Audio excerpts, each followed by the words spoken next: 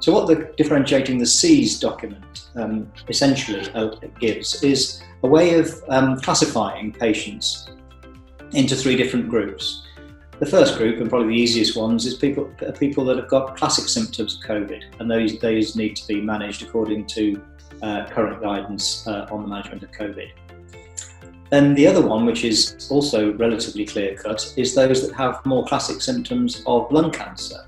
And these are patients that do not have any COVID-specific symptoms or very suggestive symptoms. Instead, they have much more suggestive symptoms of lung cancer. So more of a chronicity of the cough, associated shortness of breath, other associated symptoms, and of course the risk factors that are given in the NICE referral guidelines.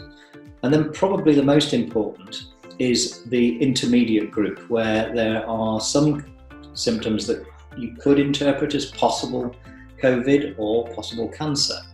And we give advice about managing these different patients. And essentially, the people in the intermediate group will be asked to self-isolate for 14 days as per standard COVID guidance, and then have a COVID swab, or they could have a COVID swab at any stage. In fact, now we've got more testing either at the beginning of the illness or at the end. And then if symptoms are still there after 2 weeks and the swab is negative, then you refer on to the lung cancer service as per you would do normally.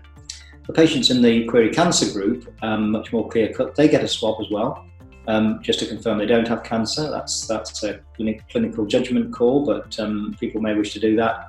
And certainly as we move to cleaner and cleaner hospitals, that will be necessary. And then they get referred up on the 2-week pathway as per normal.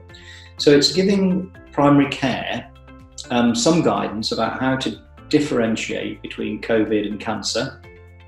And it's the first document that's written that's really specific about how to do it. Actually, a little table there in the document that lists all the symptoms and signs and asks GPs to do that sort of triage process.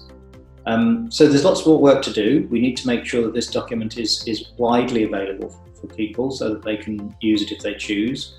We've had some feedback already from a number of cancer alliances, particularly ones that are run with a lot of primary care people on board. I think it's saying this is actually quite useful and very helpful. So we're hoping this will make things a little easier for people in primary care.